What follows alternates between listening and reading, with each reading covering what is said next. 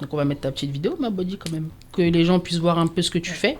Comme maintenant on va te voir un petit peu plus. Ah non, faut pas que je mette ça parce que c'est pas le bon truc.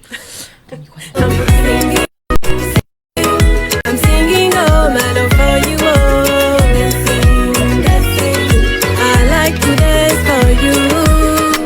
Il voulait juste enlever le caleçon, mais non tu connais ta leçon. Retiens la leçon, c'est un glaçon. Du matin midi soir je m'occupe de toi. Tu ne manques de rien, qu'est-ce que tu veux de moi? Si tu m'aimes prends-moi comme ça. Tu sais mon cœur est à toi.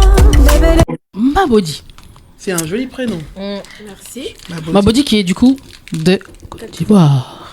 Les Ivoiriens, la belle famille. La belle famille. La belle famille, c'est ça.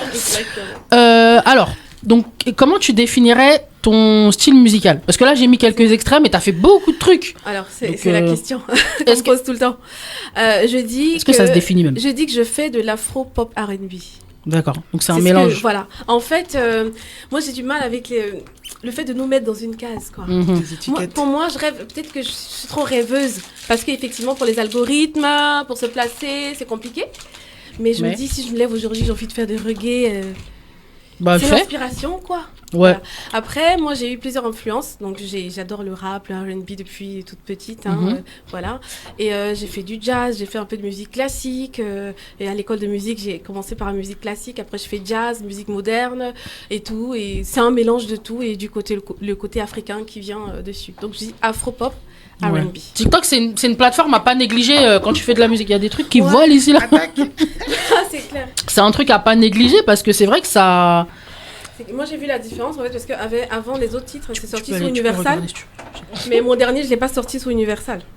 Voilà. Ah ouais. Je vais pas aller plus loin, mais je l'ai pas sorti sous Universal. Ton dernier projet? Voilà, et du coup, c'est disponible sur TikTok, c'est mieux. C'est ça.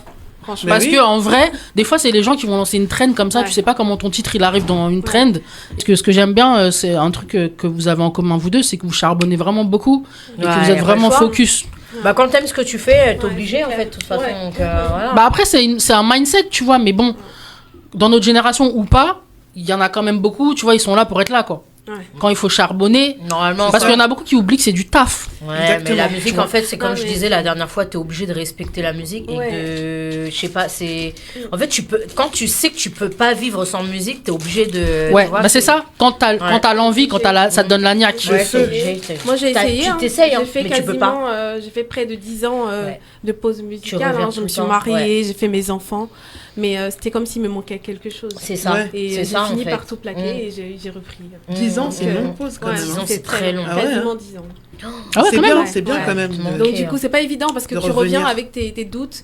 Ah, est-ce que j'ai laissé passer le temps? Est-ce que je vais encore avoir ma place? Est-ce que mes enfants ils me voient bosser comme une folle parce qu'en plus d'être chanteuse, je suis entrepreneuse. Oui. Et j'ai une vie de dingue et mes enfants ils me voient bosser tout le temps et je préfère qu'ils voient ça. Et je leur explique. C'est ça.